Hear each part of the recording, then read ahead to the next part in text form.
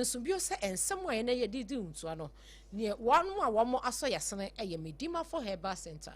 wo said yade no aye kro ne kano e woni padua no so no na wo de akọ Dr. Tamoda so na wa ma yade no adwane na amro mumrika anyu ono nko a said ye kire mu se wo mo etimi esa yade pa e ba yade su feel no ba ko bio ene endpoint homeopathy wo de homeopathy and wo de esa yade infertility no homeopathy kwan so ye de betu ase na time herbal mixture ene ni HH capsules no eno so eso yasene ene anopai ene anwumre yi e ma ye ba ababa besom wo na adwumako bi nso ehwehwe obi ama wadi dwuma foforo bi ede ama wo mo ni nyina no mu nsam ye de ebesom na ensem a anwumre ye didi wontu ano eni animu bi eni Sompa FM LGBTQ+ any nuano emfa won say amendment abam said etia enetie na wasa ensem ni mu na opani a wono wogire mu edema Catholic bishops ono so ade nsem bi atodwa kire mu nse se Ghana fo ye si ne kosopa na ya hwe ne yi a enya se ebia sa beoyi ye pass ya na ye beji atum no ebe me ye ho akire yen da de ntia gidie na ye bibie wo ho ne nyina ye se ene ye nje nananom nni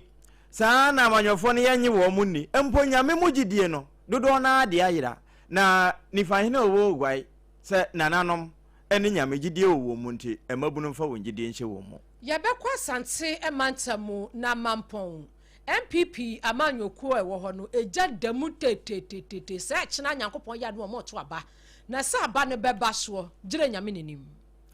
eno achi no ye besane na afe yesi na watwe nyina nsem a edi atwagu no efiri ahyase edikosi na wieye from juada ekosi fiada Monday landi ekwa kosi ne samedi no ho a ye de nyina ebetoa na anyumre triple A my new ajapi apam dada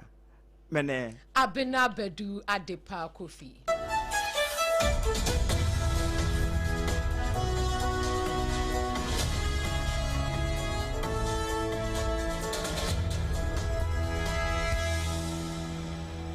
afi ensem no yenyebre na ne sere ne na basa yentutu emfamma ho wo mai badwafie ho asamba ko a wo ma twetwe ne so owia nampa ye du ba bia na ma amanyofo no kura wo montam achemienu se tu na se fa ko gina fa na fa ko gina fa bra na dom kase ne wo mo ho ne wo mo wo dom kuma afa ho no wo mo ne bre pa se abaya wote so wonyentum esan se wo ma tintim bibia we akase obeswane enso abaya no wote so sa bre no wantimi enswane ni nyina na yese court nsem bi ewowom ekwawie no sa bre no ko wu kura ama abanfoforo baye wo mo sa akekere na foforo de kokoto paso eme no enna nso no ene na chi wo ma twetwe ne so owia nam ewie no wo ma bɔ ne pɔ san de akwa akoma mempani se wonswane na no na ebinom keka ho nsɛm a wote se yewura ntimfodwo kura beka se emra ne se de nanka nani dendenden ne mɔwerɛ wawrɔwrɔ no na wafe ne se hahan nani ba sese wo ma bɔ nani wo ma tutu na bɔwerɛ ɛna afe ne se nso kura wo ma san tutuo na eno na yewura Sam na te George se emfa ho ne amendment abam eno nsesa mra no. That one of the key things that the then majority leader, now minority leader, Fenyumakin, had raised in opposition to the passage of the bill was the suggestion that the bill criminalized certain professionals in the exercise of their professional capabilities. And I said, look, that is neither here nor there. In fact, that formed the basis of the suits by Richard Sky and Amanda Odoy to the Supreme Court. The issue of who exactly does the bill reflect on and what are the exemptions in there. And so what we did within Team Forjo when we decided to relay this bill was to make that clarification that said subject to the Constitution. So if you look at what we submitted as sponsor in March, April, thereabout, and was subsequently sent to the committee in September of last year, we introduced a phrase in clause 9 and clause 10. We said subject to the Constitution to ensure that everybody is clear in their mind that whatever this law is seeking to criminalize. Enti emrano enya se ye be ye na bonefo mra nom ne ade na be kire se ya ade.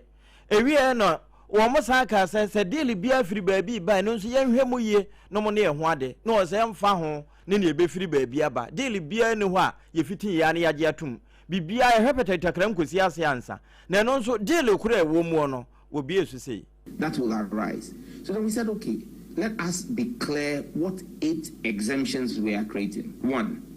And I'll run through them quickly. And all of this, as you then see why it was originally covered by the omnibus phrase subject to the Constitution. A, the provision of legal advice or legal representation. Umaru,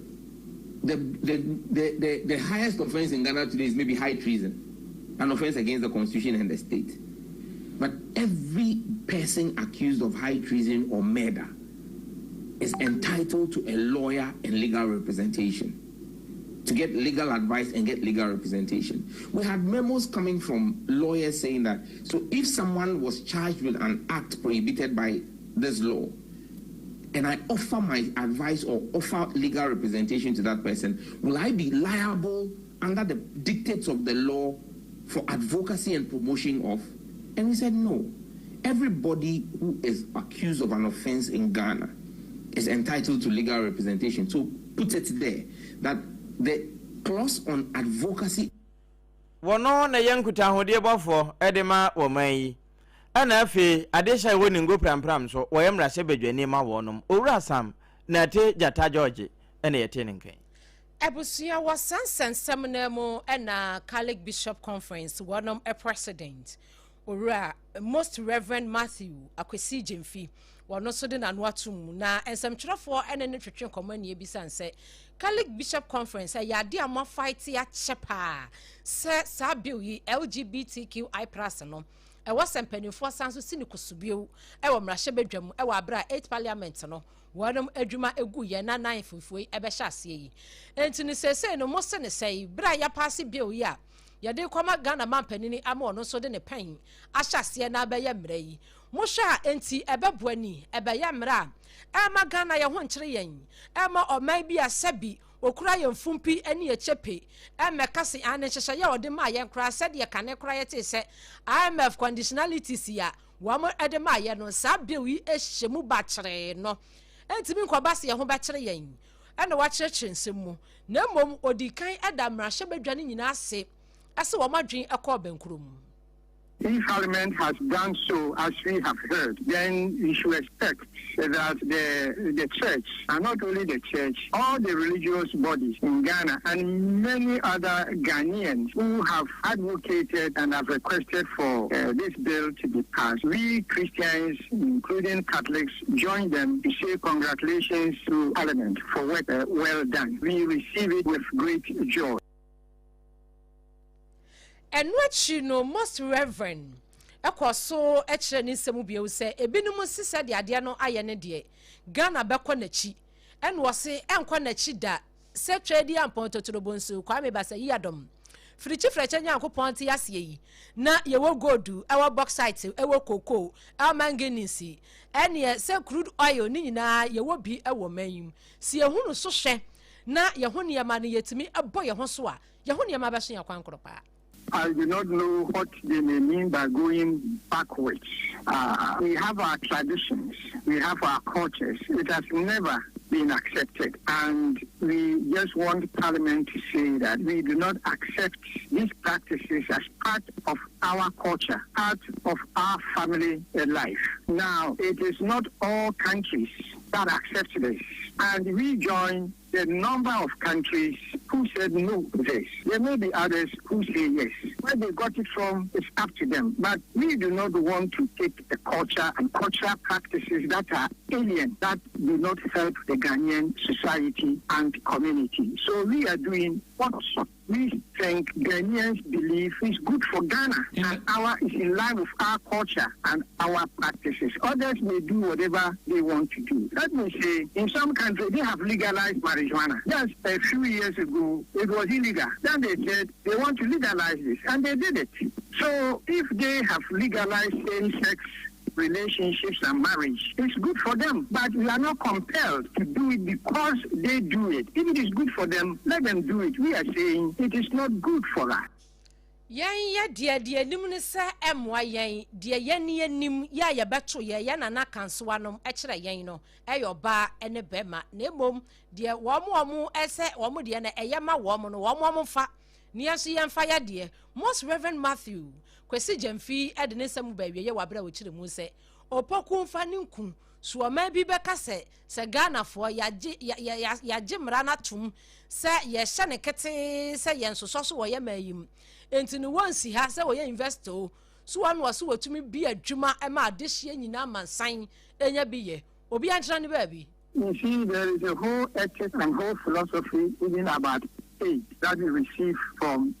so-called donors, and even for us to think whether they are really aid and if that aid really aids us. So probably if they remove the aid, we will become better. We may not need the aid that they give us. Aid that they give us with conditions attached, even conditions that are inimical to our interest. And if this is a unique, essential, existential interest to Ghana, then if they say, if you don't do this, as they have always been doing, if you don't go against your interest, we will not give you aid. Then we say, take your aid, and we can survive. That will even make Ghanaians sit up proper and be able to be self-sufficient and self-supporting in the main issues.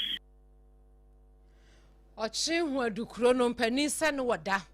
ebra broni ema ye mayimukura me yehu wo mo se obroni fitam na yehu wo mo nche mo obroni kokko ma che no onye ye so ya afekere gongon no kora no na yehu ne ma na etimi eso ya kwankro enti no Catholic Bishop Conference one a president Most Reverend Matthew Kwesi Jemfi wono na akasai ese se o mampani nya san na be ye mranko ade a Ghana huhu yehu ya boye ho so na se yempanifo ne so wo mu di no kra ma yen a ye woniema ka de Nyankopon de dum yen ya yankase ye niema no ebetimi aso ya kwankro pa ene ebusua wenu na ya yebusa se wo ope wo se da bi wo busa ma me so so wompe unu ya no obi aso wompe nti eho akinyeji ayayire ye ho giye yi no ene sen wo mo mfa wo mo de ne yenso yemfa yen de ye wura na wo twene nyina mu firidwada sade ensem no esi ebobaba na nsa na ye beduru ho no ma yenko gwai wo gwai na nifa hena wo ho na nakwasi agen na na se sade enne nipa bie na nanu mo aboda wuro kura se na ye kwakwasafo djuma obi ansi ho obonsa sabre na driver betu ni kai se wo kwa adwuma isan se nye kwasafo djuma ho ene wodidie sabre ko na obi akobie ne soto onom ne ho ade na on de se empene to sa ya mabunu de mu na ekọ enti wo ka kire mabunu no wo munya gide onyame mu no wo munyi nananom nso ni isan se wo musi nyame anamu ewo yate asefo asase so na afi amanwafo nso hwe wo mu nsua na wo mo ma ne pamra se de be na gidie na ayira asan so ababio mebun waji ahende di yaji nyame di yaji abane di so yanje ahende di si yade ya adwene ba ahende di ni yare ye ya ogwai ma no o ahemfu wonsem se o ma no be ye ya ofi ahemfu na ban me jime de des yare tutu nyanyama ye ni ani mebun adwena yebutum ya ma ogwai wa afa ne ntambe fura mesre mebun wontwemben na nanom monsia abakwasam na obema ye ni anome a wofi amanone wa be we bohu echi mu abogom wode djuma abagwai ma yesu ya ye ma bia so ye ni anome nkafo no ma ameme so adun kase ye mebun na mbisiafo mama adwen ho ya tourism a oye ye say djime de dey say ya re ni ya tutu ni ye a be ye mfa so bebre amanyamma yi wo be ye mo tour guide wa aboa ye ni anome a wofi amanone wa be enyima bakwasam na botum so aboa na enye nipa akuru ebien bi na de ho re chima gbai usande gbai nyinara oye historic site nti ya betira ye magu nde won gbai ho adwin won sua bakwasam na won bisa mpanyimfo na dem ade ara na obe ye gbai wono ene ye wogwai ni fahene na na kwasi agye wone arekanan ena sa nkomoyi wo mo boy ye ko asante emantamu na mampon eho ene ye de wudru MPP amanyoko na ewo ho no eja damu se brubru na ene ejayi one mo friends am trofo nhie mu ene eja one mo de to yensem twani ba wa bedu anim se monye Sompa for mo na mo kadu babia everywhere you go na mon kan kire eme yempanimfo nte se nyankopon ya adum akena eye kwasi ada Sunday ye kwakwato polling station election ewo eye mampon ha nanso no wo mo ka kire empanimfo ni nyina se wo mo nto ne wo mo nto kena esansa bana wo mo nyankoto ye no ebi anya text messages wo mo phone so a ye da ase ena ava no ya tawie ena fa hinkosi hene enti ni wo mo se ne obi ankwahye ne dem nyankopon ya admo kyena mo nto aba bia e wo mpatam ho wo mo si wo mo awi ni awie no wo mo fa no wo mo ankasa ntena so no wo mo ni no wo mo pede se wo mpese wo mo de ye bia opani a wone ba wa bedu e kasa ye wono enaja wogina adom ni nyina anamo onuanyamfo ejeitofo Ebenezer wono ene kasa ye ne nsam eni obi aye nto aba obi tumi kasa ono post ha de ono post ye media na je se kwaya o mo fa so a o mo chinsa miensa na sebe o mo do o mo nsa fa ye chi e de anwanya hye ye no no ye transe se ye be cause am sa eyeyi ye ntimi ma ya manfo nsofa na asante manfo party MPP no ye mfa su ni ajajo na da bia ye kwa abato a inse se ke be kwa cancer mpa no na ye pachew ya company fo so o mu ntie na adofo no ade areho ne se obeti se owura apekom esu a wo su empanifo a wo frɛ wo mo se de bi na media so petition ko aya twa mako 4 times a ni nyina free constituency na kodru region last one ekwakodru eye national ene ye gina ha aka kire media apekom ni nkrofo nyina ya twa ehu afiri eti omo mo hire na me ya adma kwasi ada obi a no mo contest eti ma omo ho kura nkɔ police station na omo ankasa enko so na omo nye omo abon enti ne nyankopon ya adom a ɛda kyena mampon wanum kyerɛ mu sɛ abato na ɛbɛba ne nipa bɛsɛ apem 1000 ɛne akyire wɔn mu nsi hɔ enkoto aba bia esan sɛ de bi mu ɛyɛ no wɔn pa kyɛ sɛ wɔn afa wie owura atofo amananso hɔ a wɔkyerɛ mu police centers no sɛ yɛ makomako bɛsɛ aduoso ɛna wɔ afa hɔ ne mu anka nyankopon ya adom kyena wɔnum ɛkoto sɛ de wɔkyerɛkyerɛ mu kakra ɛfa afa hɔ no ɛno nso sei ɛnɛteɛ ye wo ho na owura kwakwata frɛ sɛ ɔbɛpɛsɛ wɔ ne empanimfo bi mehia ɔbaaya de wo kan ne sɛ empanimfo asoma ne sɛ ɔmra no ɔmɛto aba no 70 police stations na emom ye wie na sɛ wɔ petition bi a ya twere sɛbi asɛm wɔ yi akwala a wo keji mpo no ka kyerɛ na ntiase nyɛ dɛ ɛnyɛ adwuma sɛ wo bɔ maso wie a wa kyerɛ me sɛ fa ha ɛno nti na ye hu sɛ the MPP fo yi nyinaa no ese so yesu nyina no ayese papa anase obata awada na ne besu na wate sa akura ni su na so agu na so nua na se mpanimfo mo MPP sa na meka no kyerɛ sɛ owura pekoma foka ane owura Justin Kodua akohia de ne nsama to nani a ya nya kɔ ya nya lete biala wakɔ asante kumase ane mpanimfo akohia ya nya asɛ bia mfiri wɔ mo anum na emom bia bi wɔ ha ya nto aba wɔ mo akɔfa list ede go portal so a enkrofo nya message a ye bo maba say ye dam hanse mo so mo aba ba ye police station executive Santi Kofi ase na me free enipa bebrebe e ye nkweso a mo afre se mo nya message enu nti no mo di ka bokro no na wie ono abo no eno wo kasa no ono abo tofo Ebenezer ena wone yensem twani ba wabedu edi nkomo efri mampon mensini no emo enti no said ye wonu mu kire mu no MPP na ankasa mu we nya MPP ne ba akun ne baabi we MPP fo na nyame adom okena wo mo ekoto wo mo internal election wo hono mu a wo mo kire mu se ebi mu atwa fufuo control mu asetie ni afa bi mu kwachi abehye wo mo anum enti ene enya anto enya ntwea wono mo enkonkoto mu a musu mu wi na monko ye to hansam no eso dia na ye wura mu wona watwe ni nyina ediem fiti ena no adwada ekọ akwa kosi efiada yento anso ye to aso no wanto a obi to ye kwadwada eda dwada ana Center for Democratic Movement for wono mo ebebe kasai yeru asamodoku ya wono ye wo mo convener no wo chese enema miensa bi Ghana fo ebu wo ma pre pa na bubu dodo na akoma ye da wa akoma so enti se koba se abantimi tu we ho na monwa ene ne wawie Ghanafo wo mo hawo nyina ne ebusa se eno ye ha ben ne wo se sa we jabawe pediatric hospital no de ye hwe nkura na World Bank adama yesi ni chenchire nche de yesi ho de niam nyina agumu bi na akase bebia no nanso ya totom credo campaign a wo mo mieye no eno ka ho ebio enuane asesei abawa akuafo afuom nanso atofo ni ho eno nso ya ade a ebu wo mo aprepa ana kokko akuafo kokko obu a eso chi se twi ebeda afom ya kokko fo de ho wo ma ka do nkuma ka bia nkonkosi aga ya sese obi afa ne ho adwene eno nso eda wo ma koma so pa eno eye concern na wo mo Center for Democratic Movement de se kamam nka betimi adi hene e wo man yi mu a na ne kwanse wo bi hawo ye ka adi hunta no wura samodeku concern no wo bi esu sei eno ana aye dadwene ayene ya fremo se momra ye ne momche sansimi metre wager pediatric hospital ye tosum yinu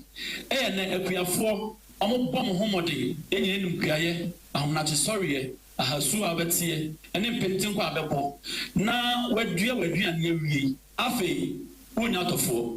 ena wo konkura na sia enuane ne bosu se tam ampa yatete bo no so enso kuafo no su atiem se adan ya ye ntonuane na eno sa no na makuayo no ayeya esanse ye maame no ye papa no ye wafa no wo prase bom homode se ombe fidi eye Ghanafo no na afo mo pregyina ayekwa ene yowura Samuel Doku we Monday landi edajo adano ena obi esa ansem no so ewie ena na wode na appeal enso ema empenimfo se adawroma wono muntu sansem yi ho anamon enti weja residents wo mo ka wo mo de nyina no wono nso ka asem bi sa de to aso chese we ya wo mo kan contractor hodo bi a wo mo de beba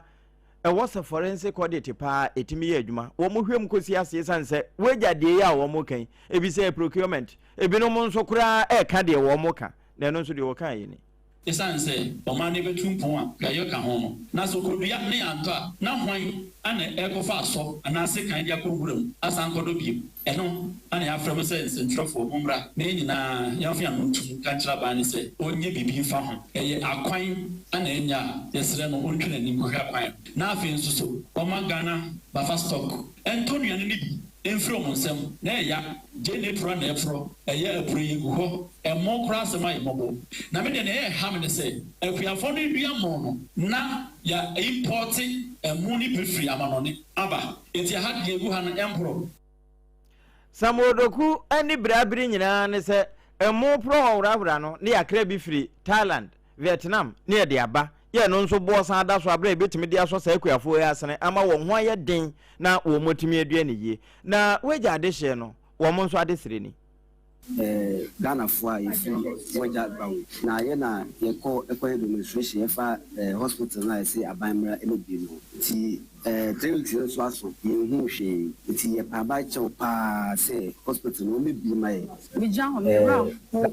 obi an chechiri meti weja gbawe hobi me ye oba ware fa ma wo mamu se me Matias ankama wo 5 menya miscarriage mi enu ni nyina ye yemfa me komampo bi yemfa me dance kolebu yes no bed me de mako 37 no bed me do one me kai se police hospital so bed ye ko wi achi na ma wo amenya me ba aban yes serew me bi ma ye one ye ba sign ni say 9 months enough form na oba be wo na onya ne ba yes serew eni di mu a e ma wo e do ne sure go babo fai e ga ka shi mo ko wo twa se na ni sane ya ka wo ne te aka shakala kolebu ne ya traffic ye gba no ne ya no ne e wala gbe won pa ma olupa e fire won kan ni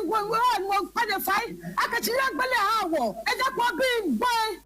aha we wo mo na no point checheku e na che sa asemi e da dwoada no Ebusia edwoada ne nsembia no so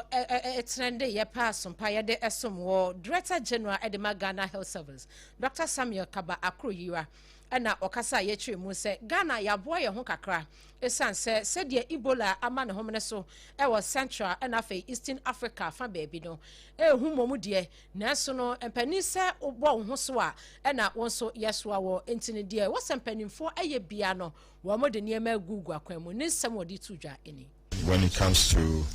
all the phases of preparedness, where we are talking about sample transportation, case detection, we are talking about treatment of the cases, we are talking about risk communication, in all the building blocks of preparedness, we are very ready because we have the personnel that have experience of managing Ebola and COVID, of course. We are even ready for antivirus as well. We actually started this preparation way before when there was the outbreak of antivirus, and we took the people through for diagnosis, for treatment, for all the preparedness. So it's just a continuum of preparedness or preparation towards Ebola. So we are very much ready. No, not at all. Not at all. For now, we are on the track. Openia Wanoya Director General Edema Ghana Health Service, Dr. Samuel Kaba Akruyira, Wano and Anano Jwadano, or de and Sarfo Ekopiemu, our Ghana Infectious Disease Center, no, our Nyaho Medical Center ho. Ana and semi na wadi etuja entine dia fana hanta virus no so na ochire musani nyina no ya boa ye ho ene Ebola no entinya mim emfasa amade se ebi be o mayi mpo a empanifo apenpo mesibre papa hanta virus wa wono na hanta pawdi agro so wokun wato atwene nyina no Ghana betimi aso ano na we ye da joda kro na majority caucus wono mo so frɛ AU se aw nti de ekoso pa wo South Africa ya wo mu di adehye bia wo mo so Africa Union wo mu bie wo mani nti Africa Union mu nyanhui enam saa so ema majority caucus on Parliament Foreign Affairs Committee no wono mo kasa pa ema vice chairman ya wo da no wono anso na akọ girapa wo emra se badwani edema adehye wo ho honorable Cletus Zedu Dapila wono nso de to so se we de AU for xenophobic attack no womuntu ho anamo. AU has a role to play in this matter, and I want to believe that, I want to state categorically that sanctions, investigations should be conducted into this matter, and the heads of states should be disciplined. There should be some disciplinary action against South Africa government for allowing this to happen in their country. It shouldn't just pass through the water. Let action be taken. They should bite and let them know that you cannot take the laws into your own hands. Eno ye gira pamra sebedwani wono akure ya ena ewura mra sebedwafie ho a o vice chairman edema Foreign Affairs Committee no owura Sedu Cletus Dapila Yeremu ewo ebenada no ensemu ebenada no enaja ebeto dwa ema bibia no eda adwa pefe ese sese ni de womo edi womo dwuma ewo te kosi ni bi no womo kiremu se wo send sika afiri wankasa mobile wallet no so akwa wa account mu eno ne ya wo bank account wa ubetuye sika kakra ewo so na wo mukọ asetena wo mrahye bedwam na no ebenada no edom kuma ne edom dodo ni nyina wo mu edi hu nkomo nonyamfo Alexander Kwame na afanyo marking na ne sede ne nani abede no wo kyerɛkyerɛ ensemu sede wo mu ensososo esanse wo ba no wo se eye tax free esidan ana mobile kra ne yilevi mba yifri ho afei yibi ho no anu atetimu kakra asede esese ne de mpasa mo ye Robin Peter to people bi no wo mo se edom kuma ne de enya ade se wo mo begiri ama edom dodo a wonom ewo emrahye bedwam no wo mo de sabi Ghana fo ye fumpimu ada ne twene na wo mo abomu kufukufu sede ononyamfo Alexander Kwame na afanyo marking ede ne nsam atudwa no sede o kyerɛkyerɛ mu a ekosi ye se wo mo de sede wo mo boa wo mo ho no nko ade wo mo ngiri kura ena no ebenada no ena sansem nyina ekoso ewo mrahye bedwam. Bring to the attention of the House, especially since the Finance Minister is here.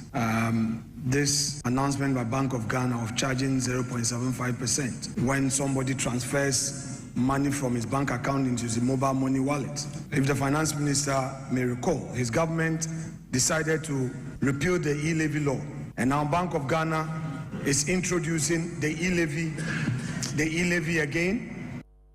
Enti no obisa say e-levy di a womo encheche mu ma amansa nyina enti ase edom kuma womo ewo mrahye bedwafie womba no dani no efutu abato pesua so emrahye bedwani no nyamfa Alexander Kwame na afanyoma ke wosahene eno kasa na no ebnada no eno achi no edom dodo no so ba no dani onyamfa Mahama Yarega wono so esode yi omudisi agan should be expunged from the records.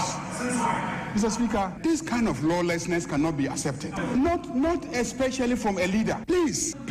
let's get serious. No, let's get serious. Let's get serious, please. Don't let us start this meeting on this note. We've been in this house. You have just come. But those of you who have been in this house, for God's sake, after votes and proceedings, is the first thing to get up and be asking questions to the finance minister. Is that the first thing to do? It's not even because, listen carefully, the finance minister is actually pleading with me to allow him to get up and respond to him. But I'm saying that cannot be accepted as a practice of this house. Otherwise, we descend to chaos and lawlessness. And you, the minority leader, you cannot lead in allowing this house to descend into chaos and lawlessness. Please, let's stop that. Onenya for Mahama Yarega so dom dodo a wo mrahye bedwafie no womba no dani no eno no so esode ye ejina simpi ni apaso na no benada no wo mrahye bedwamu a wono so eyi nsem wono nyamfa Alexander Kwame na afanyoma kan ebisa ye no ano eneja wo mudisi agan na no benada no nadmo kwankyerefo a won kran Greater Accra wo kan sem bi me binom bob na pa se papa wow wo frinyame no ho na eba na yewura Dennis Nate was say ya Ramsey site ho den su data afa hoi abri bia ebinom si dan ne yabuagu say ho yesumram enso still wo musi nanso sasia wo musi ne yabuagu nyina no wone de eka say ye wo bi de so bo ebo no a wo ka kira de hye ne brain say yamfa mo engineer for no Titru special planning officers wo mo ka ho pa na abankra chipeni what ho yeden na owia na wo mo de excavator ne yakobu agu wo kira na wo mo asansi na no so da so te ho we Greater Accra Regional Director of NADMO Yewra Dennis Nate Ajano wono na eka sa asemi. I am putting the MC of Ablokuman West and the municipal works engineer and the planning officers. I am putting all of them on the spot. I am going to report to the regional minister. Some of these people must be sanctioned because buildings are not built in a day. Demolition. The last house we demolished was this one, and they've sat now. All these places, they're filling an airco. And these are some of the problems in terms of flooding. And all these buildings, so I'm instructing my firm in NADMO directors, how many works they should mark all these properties. We will pull them down. And now, Dennis Nate, Director of National Disaster Management Organization, NADMO, Greater Accra Region. Wanone Kasai. Na Nina no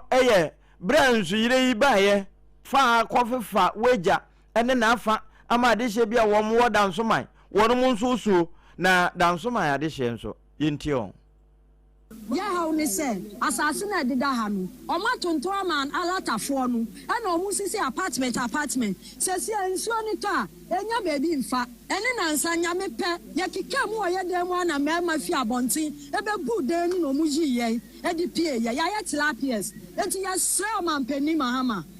ni sifo oto do ha afi ye baako MPP na wa ha ofite snit ebesia aso ye adwen baako se ye nya improvement bi enfi omo ho ana ye to ma reverend enti on hyase reverend ado omra maje ye mfi ha na ye film ni je bebre enyumedu na ebo 430 entiminda pi abontimpu ntontom high 1 2 nsio obeda na wato nsio ncho enu fode yen kan orugbe wan na owo ni nemu bola nyama bebre Moji, one Mama, Revenado, and Nuishi, neighbor, and one bad your fire, one bad Revenado, fire na Mama, never dear what me. Monteme, neither so what could there, no, if you are so what you mean, bewo. And no wakano. I make bewo. Down so my addition, we have another. Abusia ye ko ukwada no ensem ukwada no na eja opani a wono wohama no ne ho nsem so wo mayimo ede betu dwa ese sedia Ghana de hye wonu mani hu hantwo wo South Africa memo ya amanfo ebru bi na wonom etete womo no ebraso ese aban no ede womo eba entine womo a womo adi ka twotwo womo din besa ha nwotwe 800 na mom de yedi kan de womo aba eye makoma 300 na chesa de hye nko ahasan na ebra wone Sompa kase etwetwe nkomo no wokyerekye mu ahoboa wonom aye onunyafo Samuel Okudjeto abra kwano no enti no wokyerekye mu sede o mayor chief justice kora aboa ne ho ema wonom etwen ene chief of staff mu nyina wonom so amabodompem ukwada no mu nsam sede wokyerekye mu eni arrive in Ghana as if you are orphans. You arrive to a hero's world. The chief of staff himself has called me that he would love to join me to receive you, and he will be there leading a high-powered government delegation to receive all of you. You have seen the arrangements that the president has made. We have met and discussed a 5-item package that everybody will be entitled to. We want to show the world that we cherish our nationals. Our citizens matter to us. Yeah. You are not refugees. Openi okasa ye yesuani a wono ohwama no ne ho nsem so e wo mayimo ne nyafo Samuel Okudjeto abrakwana no ukwada no eno de sansemi etudwa. Ukwada na mu ne yewo na Ghana Investment Promotion Center GIPC ya Simo Maji ewo ho no. Womo eda ukwada na wode saasemi ba beto so se Ghana fo bi asase ya kasa ya aboso kanfo womo nso kasa bi pa eben mokura ka bi ma edu ba bi a ma me gift fianu mu enya ya no womo ni abrese edu ba bi a de niema na kokọ na mra na womo gugum ama womo efiri ba bi di wonjo tireba no ebe wie na boju adwuma no womo age de aboso na so wrese mombaji se enya no kre enya de e ma womo kwan ama sa adwuma no nso aba be ka womo de ho Ghana mra no sade etie no edika nwuna adwene ne manfo no ho deda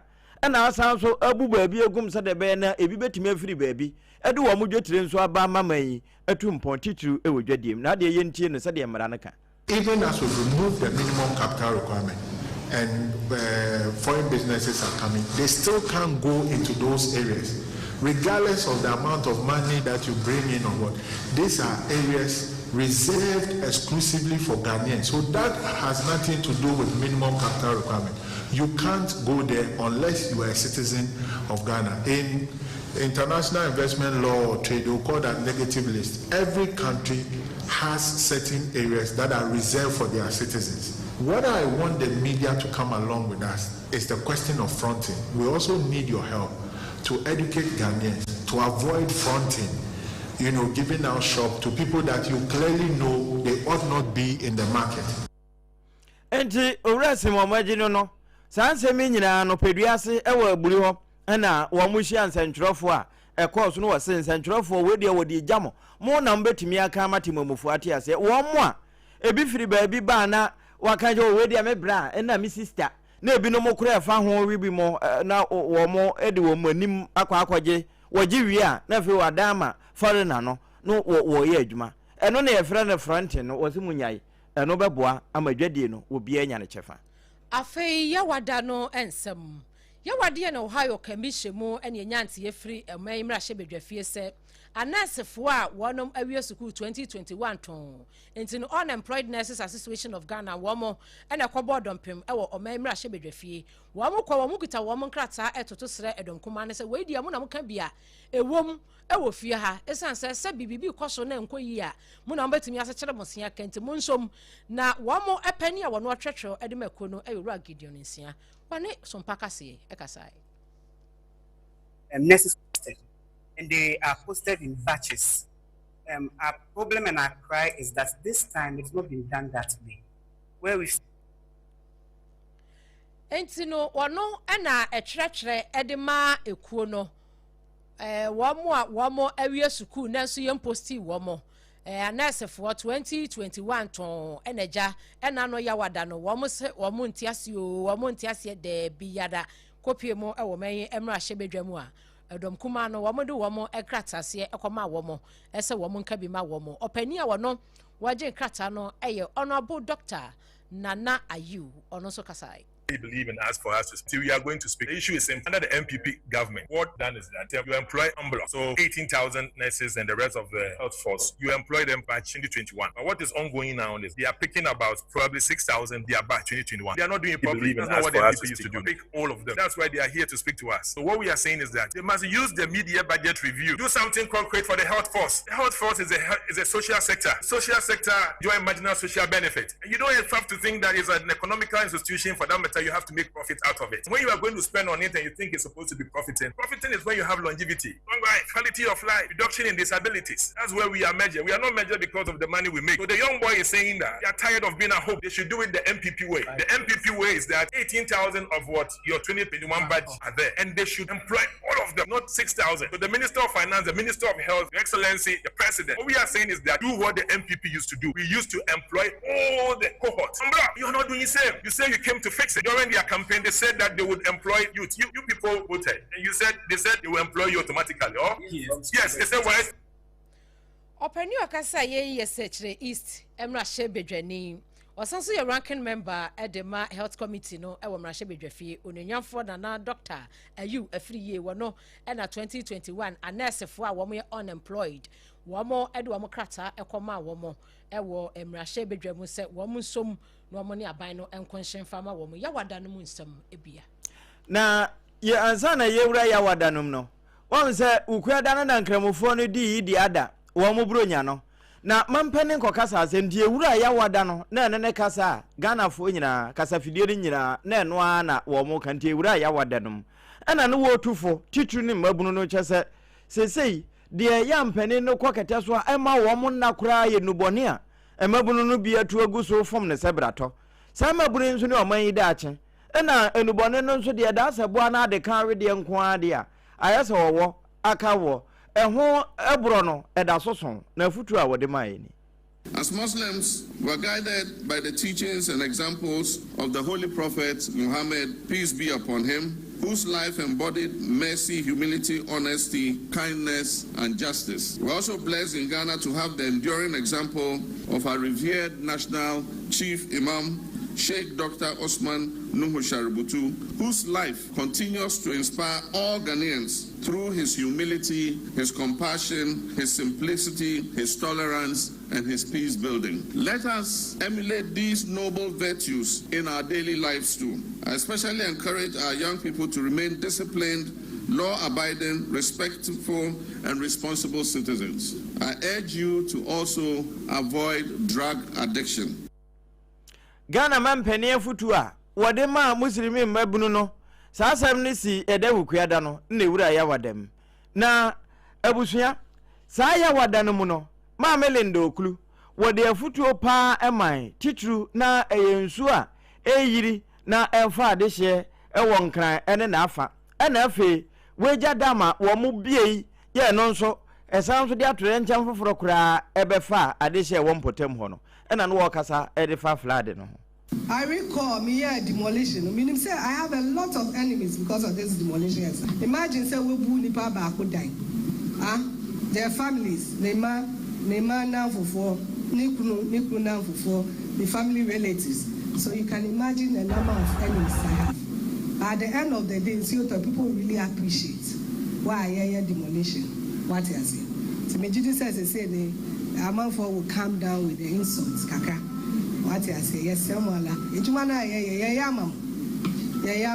so this is not the time to send America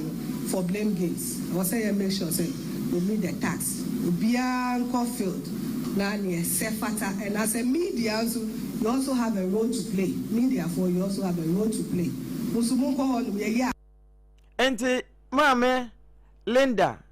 Oklu ene kasa ye enkramanta no wonne hweso na echese ensuo ye yiri ba nyina efa de hye fie no ewo de interessant ensuo wone kwan ena ayese obesi ni kwan so a da nani bebere no baabi a wasi no eho no obebu ewura ena nsantwerofo nso obi ka ye nka nkyira de hye no se enye bola gatam ne yegu no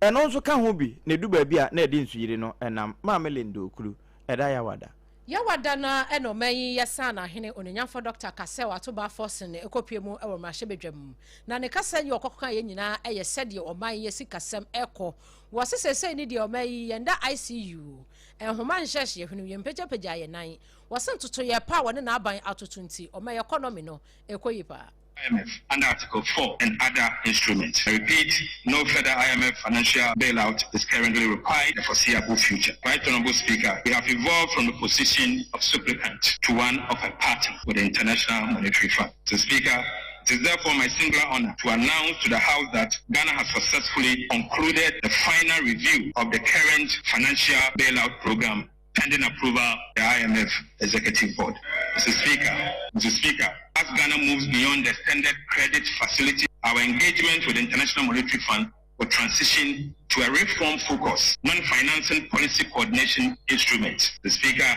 the policy instrument is a non-financing IMF instrument designed for countries that do not require IMF finance, but seek a credible framework for reform, regular policy reviews, and a stronger signal to investors and development partners. For Ghana, this marks an important shift from seeking financial bailout to engaging as a credible reform partner. Omei yasana hene Dr. Kasel atoba force na no ya wada no enu kopie mo ewo mrahye bedwam abusua ye gina ye so na ya dan ye ho aba eni tete no be hese mienu pe yesrew ye ba sisia.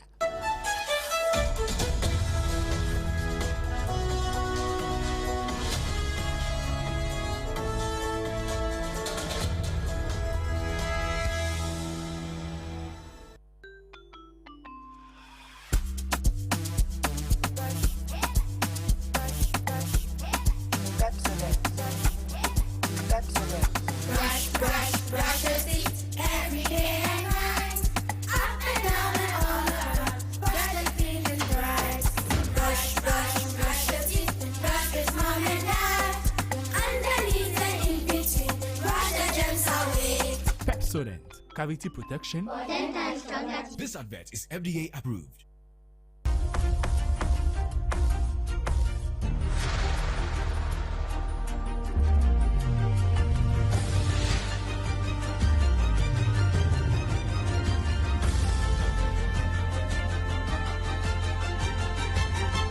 Sompa TV, Emma Aketriapa. Enokre Emma Aketriapa ampa. Yeko edefia dem. Amaneboni a ura o mayemra sebedwafi a wono na eto nkra firi ho emasompa na na opon checheku na edefia da no yewra hari na drusu so afọ ohwe nwoma asua so ene ne kasa pa bra obiebie nsem so ewo bedwafi ho na ne nyina no wo ka achechefo a wono mo fa wo mo ewo afi mu ayere so a kutawonsa boso menum na sede wo sika no wa amana ntofom kura ene wo twema ayen edadwo fiada. Number of community teachers operating in the area, so we have to act well on this matter. Mr. Speaker, yes, it's true. I currently subject to approval and clearance from the Minister of Finance. That is only when I can take the initiative to recruit teachers. So we are currently recruiting 7,000 teachers across the country, and for the tertiary education level, close to 3,000 lecturers to be able to fill in the gap. But if you do a national assessment of our needs, we need a minimum of 50,000 teachers across the country, but that is subject to budget, and the budget being able to absorb that. I know that compensation as a percentage of government spending sometimes affects the number of teachers that are recruited. So, Mr. Speaker, 1st of July, a new batch of recruited teachers will start work. Fiadano, and was say, one more bibinti wadi dem anase womani ewo how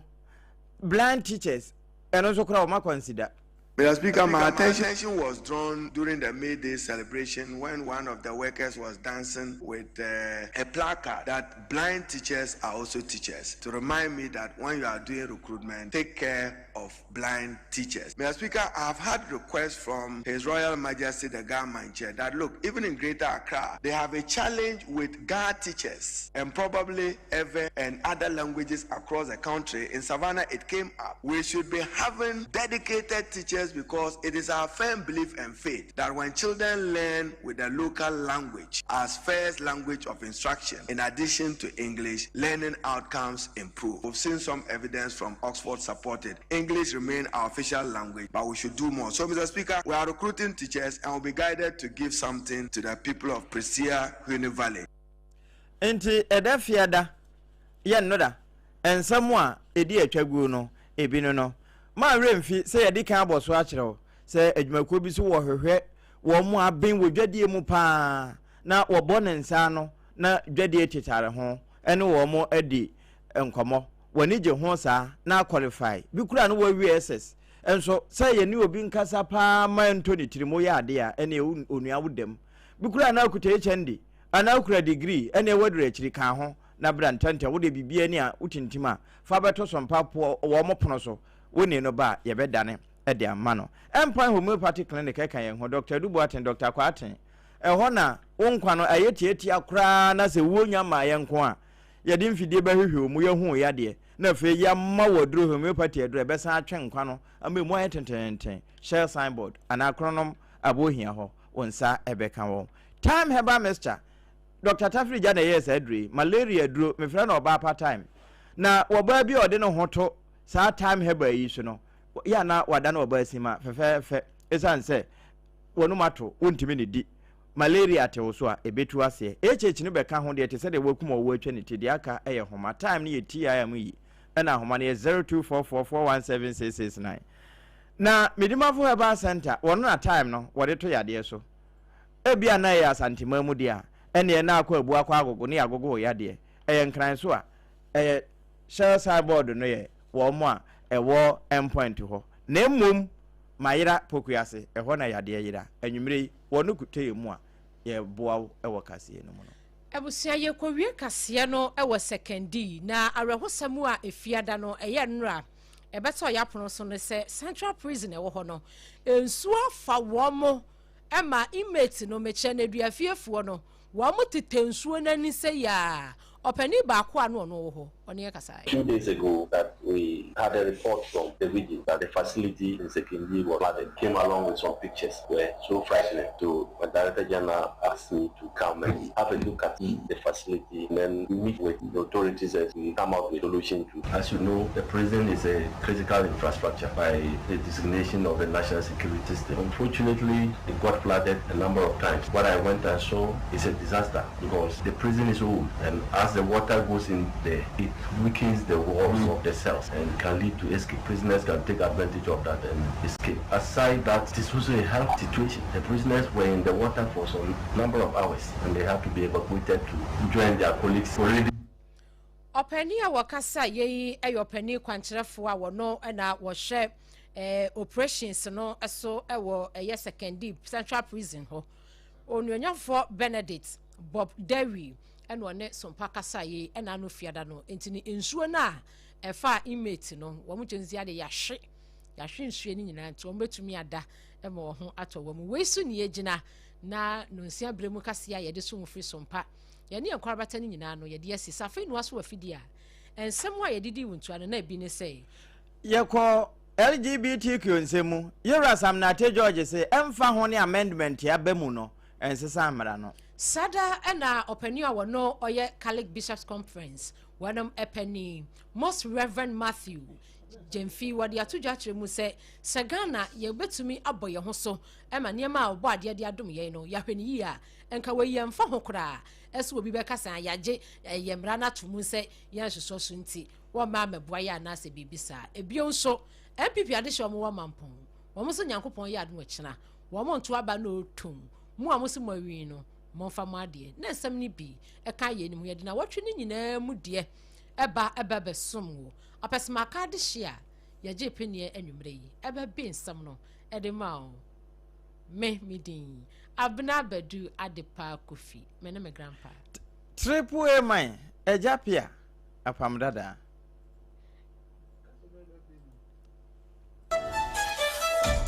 Kada man